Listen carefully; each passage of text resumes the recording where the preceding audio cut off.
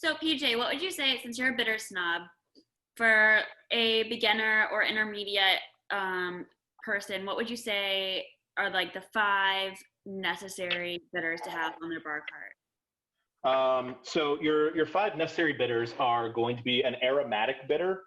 So something along the lines of like an Angostura style bitter, something that has that big kind of spice and herb blend to it. You're going to absolutely need an orange bitter. And then you absolutely have to have a New Orleans style anise bitter, like a Peychaud's. Those are kind of your three big original bitters. And then from there, it's largely personal taste. But I recommend your next two bitters being something spicy and something floral. Awesome. Because everything else you can kind of modulate around that.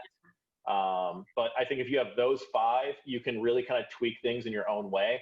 My personal favorite style of bitters are allspice bitters.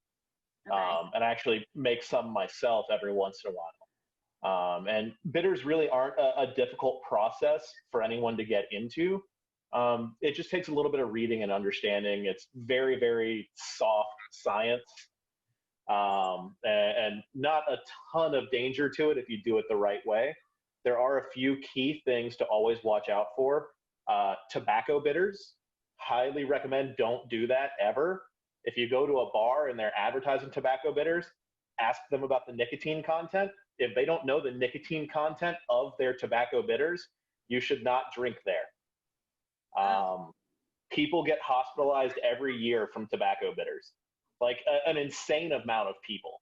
But would That's you put crazy. it in more of like a smoky cocktail or like something with that, like a scotch with a little bit of a peaty side? So yeah, if you want to do smoky or bitters, the easiest way to do that is to use smoke in the bitters, not necessarily tobacco.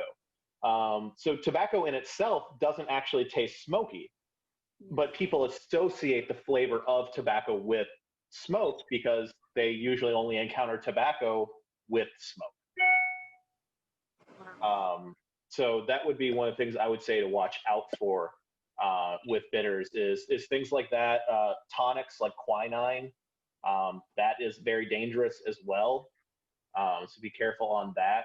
But outside of that, kind of the world's your oyster. Just understand that making a bitter is making a concentrate.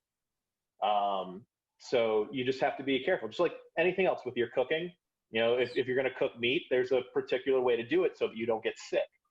The same thing goes for making cocktails.